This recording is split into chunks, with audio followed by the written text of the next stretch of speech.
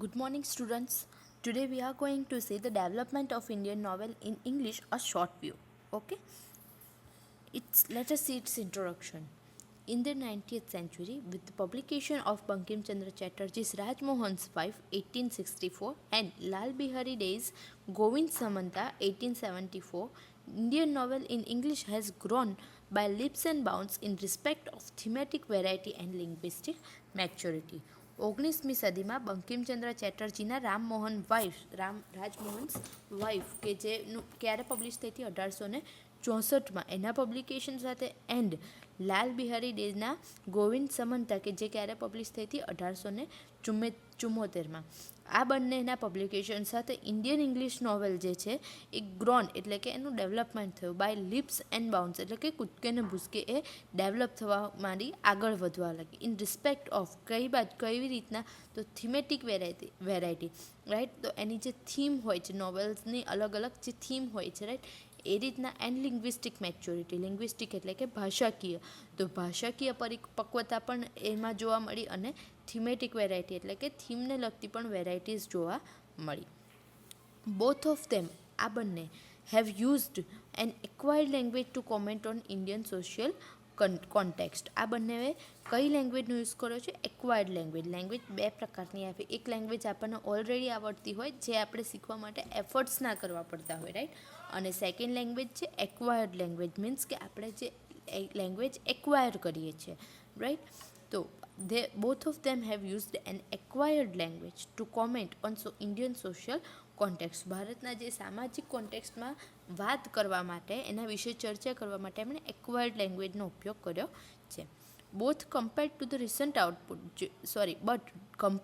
Recent output અત્યારે જે novels બહાર પડે છે એની જો સાથે આ નોવેલને કમ્પેર કરીએ તો મોસ્ટ અર્લી નોવેલ્સ એટલે સ્ટાર્ટિંગની જે નોવેલ્સ છે ઇંગ્લિશમાં ઓલમોસ્ટ ઇમિટેટિવ એન્ડ ફોલ્ટી એ મોટા ભાગે કેવી હતી તો ઇમિટેટિવ એટલે કે કોપી કરેલી હતી રાઈટ અને ફોલ્ટી એટલે કે એમાં ફોલ્ટ્સ હતા it is assumed that Indian novel in English has its roots in the 19th century realistic tradition of English novel એવું માનવામાં આવે છે કે ઇન્ડિયન નોવેલ ઇન ઇંગ્લિશ છે એના રૂટ્સ એના જે મૂળ છે એના પાયો છે એ શેમાં છે તો 19th સેન્ચુરીની રિયલિસ્ટિક ટ્રેડિશન છે આપણી છે એમાં ઇંગ્લિશ નોવેલના પાયા જોવા મળે છે the impact of English education national awakening and the influence of European models are the chief factors responsible for the rise and development of Indian novel in English.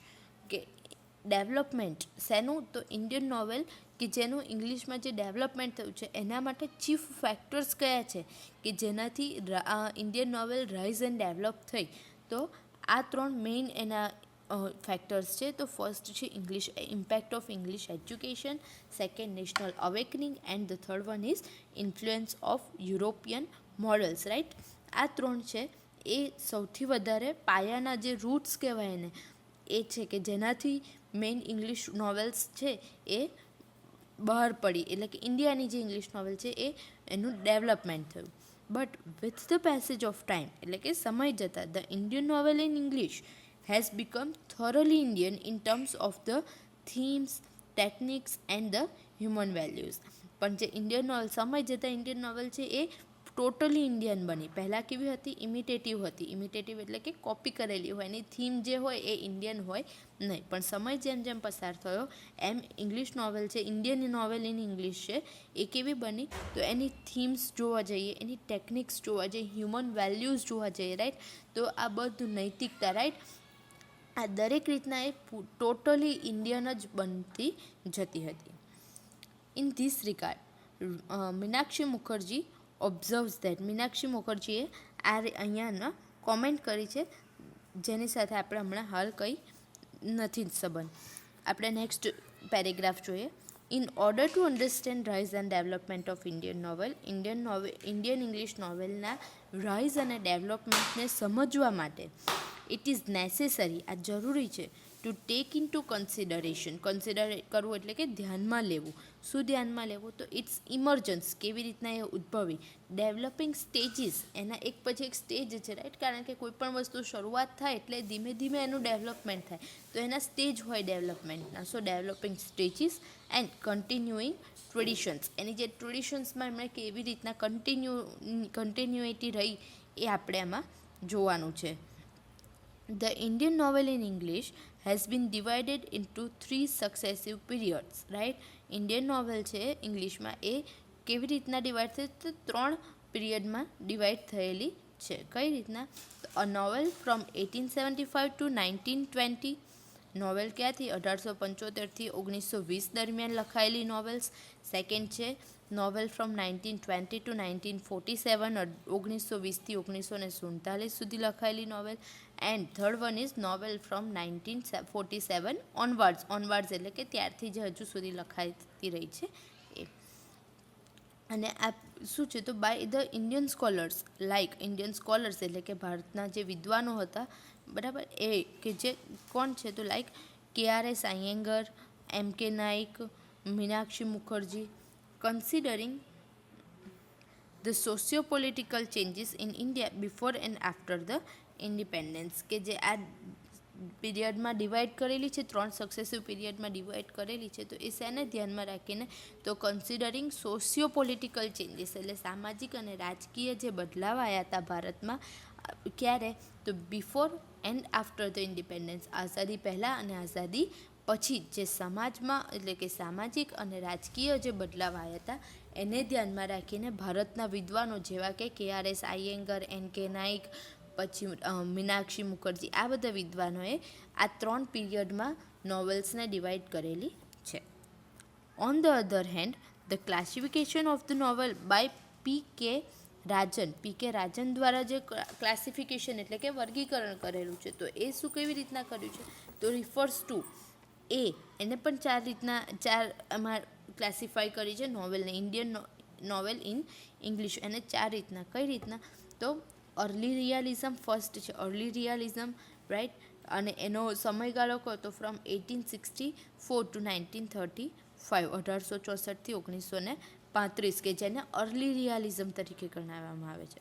પછી second છે ક્રિટિકલ રિયાલિઝમ. ક્રિટિકલ રિયાલિઝમ ક્યાંથી છે? તો 1935થી 1960 સુધી. પછી મોડર્નિઝમ, right, એટલે કે નવીનીકરણ, તો 1960થી 1980માં. અને લાસ્ટ વન છે ધ ન્યૂ નોવેલ, રાઈટ, એ શું છે? તો ફ્રોમ 1981 ઓનવર્ડ્સ, 1981થી ન્યૂ નોવેલની શરૂઆત થઈ હતી. આ કોના મત મુજબ? તો PK રાજનના મત મુજબ. અને જે આગળના આપણે 3 સક્સેસિવ પીરિયડ્સ દેખ્યા એ કોના દ્વારા? તો Indian scholars like KRS Iyengar અને મીનાક્ષી મુખર્જી, MK નાઇક, આ બધા દ્વારા હતા. આ જે છે અર્લી રિયાલિઝમ, ક્રિટિકલ રિયાલિઝમ, મોડર્નિઝમ અને ન્યૂ નોવેલ, આ કોના દ્વારા ડિવાઈડ કરવામાં આવે છે? આ કોના દ્વારા ક્લાસિફાઈ કરવામાં આવ્યા છે? તો PK રાજન દ્વારા.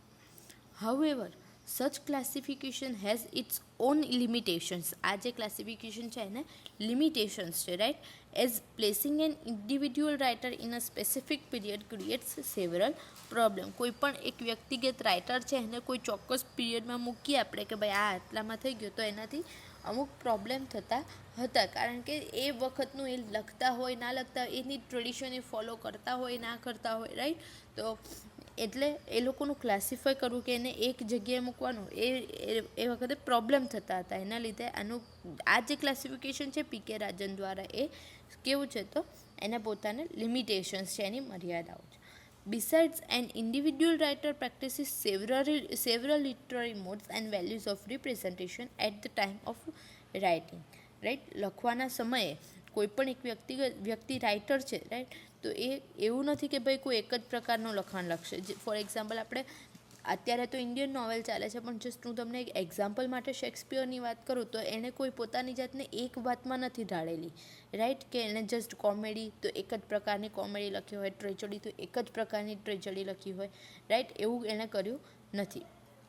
સો આપણે જો એ રાઇટિંગની જે કળા છે અથવા તો એની થીમ છે એના થ્રુ ડિવાઈડ કરીએ તો કોઈ પણ એક રાઇટર છે, ઇન્ડિવિડ્યુઅલ રાઇટર, પ્રેક્ટિસિસ એટલે લખતા હોય છે. સેવરલ લિટરરી મોડ્સ, અલગ અલગ લિટરરી મોડ્સ લખતા હોય છે, રાઈટ.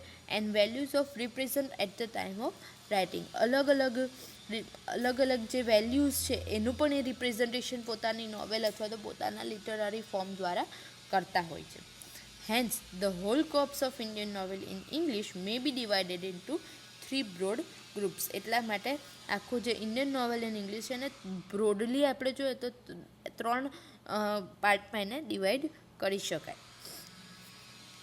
ફર્સ્ટ છે the traditional novel of social realism before independence, right. આઝાદી પહેલાંની ટ્રેડિશનલ નોવેલ કે જેની છે તો ઓફ સોશિયલ રિયલિઝમ એટલે કે સામાજિક વાસ્તવિકતા પર લખાયેલી, એ પણ કેવી તો આઝાદી પહેલાં.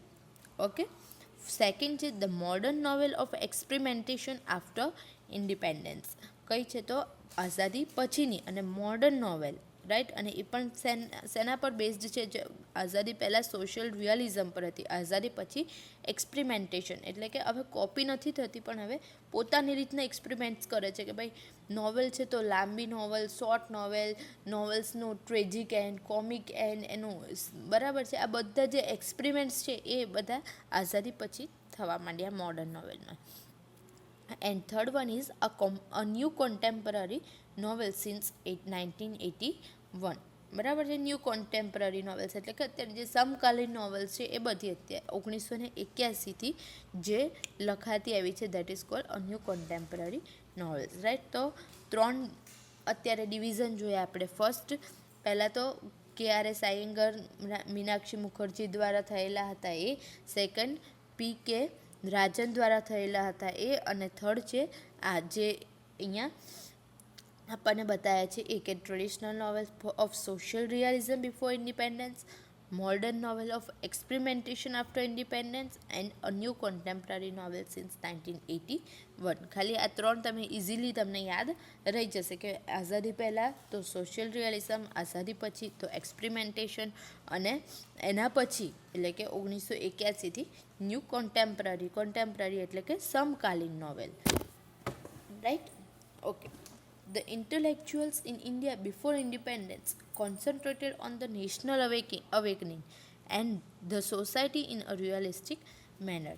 આઝાદી પહેલાં, રાઈટ, જે ઇન્ટેલેક્ચ્યુઅલ્સ એટલે કે વિદ્વાનો હતા ભારતના, એમણે કોન્સન્ટ્રેટ કર્યું હતું એટલે કે ધ્યાનમાં રાખ્યું હતું શું તો નોવેલ લખતી વખતે નેશનલ અવેકનિંગ, જે રાષ્ટ્રીય જાગૃતતા આવે, રાઈટ. તમે જોતા હશો કે ભાઈ રવિન્દ્રનાથ ટાગોર છે તો એની નોવેલ્સથી લે એ છે તો એ વખતના એમના જમાનામાં જે સામાજિક ઇશ્યુઝ હતા, રાઈટ, એને સોસાયટીમાં જે પણ પ્રોબ્લેમ, સોસાયટી એટલે not in a narrow sense, society means આખો સમાજમાં જે પ્રથા હતી એ બધું એ રિયલિસ્ટિક મેનરમાં એ લોકો જોતા હતા અને આખા રાષ્ટ્રમાં જાગૃતતા આવે એને રિગાર્ડિંગ એ લખતા હતા. Bengal seems to be the source of Indian novel in English for the prominent pioneers of the 19th century were upper class Bengali writers. આપણને જોયું આપણે કે મોસ્ટલી આખા ભારતમાં જો સાહિત્યનું વધારેમાં વધારે પ્રચાર પ્રસાર થયો હોય કે ડેવલપમેન્ટ થયું હોય તો સૌથી વધારે બેંગાલમાં થયો છે. આપણે જોયું કે અરવિંદો ઘોષ, રવિન્દ્રનાથ ટાગોર, આપણે પહેલાં રેનેસા ઇન ઇન્ડિયામાં જોયું તો મોસ્ટલી બેંગોલી રાઇટર્સ હતા. તો આમાં પણ એ લખ્યું છે કે Bengal seems to be the source of Indian novel in English for the prominent pioneers એટલે કે એના જે મૂળમાં રહેલા સ્થાપક કહેવાય એ, તો એમાં એ મોસ્ટલી બેંગાલ રહેલું છે. અને એ પણ કહેવાય તો pioneers of the 19th century, 19મી સદીના. અને એ પણ કોણ હતા તો અપર ક્લાસ બેંગાલી રાઇટર્સ, બેંગાલના અપર ક્લાસના જે કહેવાય રીચ એ લોકો હતા. ફોર ઇન્સ્ટન્સ આપણે જોઈએ તો કોણ હતા તો બંકિમચંદ્ર ચેટર્જી, રોમેશચંદ્ર દત્ત, તોરુ દત્ત એન્ડ રવિન્દ્રનાથ ટાગોર. આ બધા ક્યાંથી હતા તો બેંગાલમાંથી બિલોંગ કરતા હતા.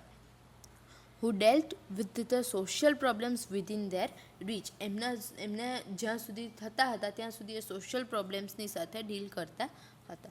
These writers were not merely the imitators of the West. આ જે રાઇટર્સ હતા આપણે અંદર નામ આપ્યું એ બધા રાઇટર્સ એ ખાલી વેસ્ટ એટલે કે વેસ્ટર્ન કલ્ચરનું ઇમિટેશન નહોતા કરતા. ઇમિટેશન એટલે કે કોપી નહોતા કરતા, but they had, in the words of Meenakshi મુખર્જીના વર્ડ્સમાં જોવા જઈએ એ લોકોની વાત કરીએ તો direct involvement in values and experiences which are valid in the Indian context. કે એ શું કરતા હતા, તો ઇન્ડિયન કોન્ટેક્સમાં એ લોકોના જે ડાયરેક્ટ એમના એક્સપિરિયન્સ હોય, રાઈટ, એમના જે વેલ્યુઝ હોય, હ્યુમન વેલ્યુઝ, એમાં એ પોતે ડાયરેક્ટ ઇન્વોલ્વમેન્ટ કરતા હતા, રાઈટ. વાયા થતું હોય કે એવી રીતના નહીં, પોતે જાતે એમાં ઉતરતા હતા, પોતાના અનુભવ પરથી એ લોકો આમાં લખતા હતા. The pioneer novelists were trying to establish a new sense of social morality in place of the age-old social values. જે મૂળમાં રહેલા સ્થાપકો, જે નોવેલના જે સ્થાપકો છે, એ લોકો શું કરતા હતા, તો વોટ ટ્રાઇંગ, પ્રયત્ન કરતા હતા ટુ એસ્ટાબ્લિશ, એટલે કે સ્થાપના કરવી, a new sense of social morality, social નૈતિકતા છે એની એક નવી રીતના પ્રેઝન્ટ કરતા હતા. ઇન પ્લેસ ઓફ, એટલે કે શેની જગ્યા પર, તો the age old social values, જે જૂના પુરાના સોશિયલ વેલ્યુઝ હોય એને રિપીટ નહોતા કરતા, પણ એક સોશિયલ મોરાલિટીની નવી સેન્સ એ લોકો એસ્ટાબ્લિશ કરવાનો પ્રયત્ન કરતા હતા. They were social reformers and with them the novel became an exercise in social realism. એ કોણ હતા, તો સોશિયલ રિફોર્મર, એટલે કે સામાજિક સુધારકો હતા. અને એમની સાથે નોવેલ પણ એક એવી એક્સરસાઇઝ બની કે ઇન સોશિયલ રિયલિઝમ, કે સમાજમાં જે રિયલ છે, વાસ્તવિકતા છે, એ હવે નોવેલ્સમાં લખાવાની શરૂઆત થઈ હતી. બરાબર, આ સામાજિક જે સુધારા કર્યા જેમણે, એમના લીધે આ બધું પોસિબલ બન્યું હતું. The Indian novelists in English have their roots in two traditions. એમના જે રૂટ્સ, મૂળ હતા, એ બે રીતના હતા. ક્યાં, તો the Indian and the western, Indian અને વેસ્ટર્ન બંને, કારણ કે ઇંગ્લિશમાં લખતા હતા અને English is not an Indian language, right. So that is why Indian and the western, આ બંને એમના રૂટ્સ હતા. It was a challenge for them to express distinctly an Indian sensibility in an acquired language, right. કે acquired language એટલે કે એમને જે શીખી છે, એટલે કે ઇંગ્લિશ લેંગ્વેજ, એમાં ઇન્ડિયન સેન્સિબિલિટી, રાઈટ, પોતાની લેંગ્વેજમાં પોતાના દેશનું વર્ણન કરવાનું કે પોતાના સમાજનું વર્ણન કરવાનું, it is quite easy, but Indian સેન્સિબિલિટીને ડિસ્ટિંક્ટલી એક્સપ્રેસ કરવાનું છે, એટલે કે અલગ જ રીતના એને એક્સપ્રેસ કરવાનું છે, અને એ પણ કેવું, તો ઇન એન એક્વાયર્ડ લેંગ્વેજ, એટલે કે શીખેલી ભાષામાં. That was a challenge for all of them. Okay.